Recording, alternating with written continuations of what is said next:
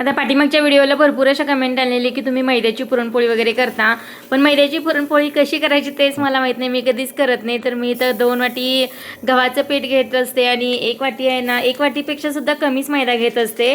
तर गव्हाचं पीठ आणि थोडंसं मैदा घालून तुम्ही कसं पीठ मळताना तर तशाच पद्धतीने मी पीठ मळत असते आणि थोडंसं मग वेगवेगळ्या पद्धतीच्या पुरणपोळ्या वगैरे त्यातूनच बनवत असते। पण प्रत्येकांना वाटतं की मी पुरणपोळ्या आहेत ते ह्या मैद्याच्याच बनवते, पण तसं काही नाही तैनो, मी गव्हाच्या पिठाच्याच बनवते। चपातीप्रमाणेच हे आपल्याला कणिक मळून घ्यायचे आणि फक्त मी पाण्यामध्ये थोडीशी हळद टाकलेली, चवीनुसार मीठ वगैरे टाकलेलं पिठामध्ये आणि असं कणकेचा गोळा करून 10 मिनिटं आपल्याला हे पाण्यामध्ये बुडवून ठेवायचे, म्हणजे जास्त आपल्याला कष्ट घ्यायला लागत नाही, जास्त मर्दायला वगैरे लागत नाही। तर पाण्यातून काढून झाल्यानंतर आपल्याला फक्त 1-5 मिनिटं चांगली मळून घ्यायचे, तेल वगैरे लावून त्याला थोडंसं सॉफ्ट असा डो तयार करून घ्यायचे। थोडंसं आपटलं तरी चालतंय, एकदम छान सॉफ्ट अशी कणिक झाली बघा इथं। आणि मैद्याचं असेल तर हे असं काही होणारच नाही, ह्याच्यावरून तुम्ही बघितलं असेल। आता हे गव्हाचंच पीठ आहे तर म्हणून मी साईडला वगैरे ठेवून दिलेलं आहे आणि छानपैकी आता पाहिजे तशा आपण पुरणपोळ्या ह्याच्या करू शकतो, वेगवेगळ्या पद्धतीच्या वगैरे। आणि ही पुरणपोळी तुम्हाला सगळ्यांना बघायला पण आवडते आणि मला करायला सुद्धा आवडते। इथं फक्त 3 लेअरचीच केले मी, 4-4 आणि 5-5 लेअरची सुद्धा पुरणपोळी बनवत असते।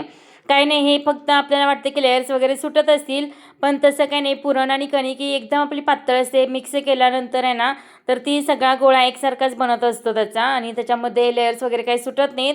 आणि पुरण आणि कणिक तेवढंच असतं, फक्त करण्याची पद्धत वेगवेगळी असते, कारण बघणाऱ्यांना वाटावं की आपण ह्या पद्धतीची पुरणपोळी करून बघूया।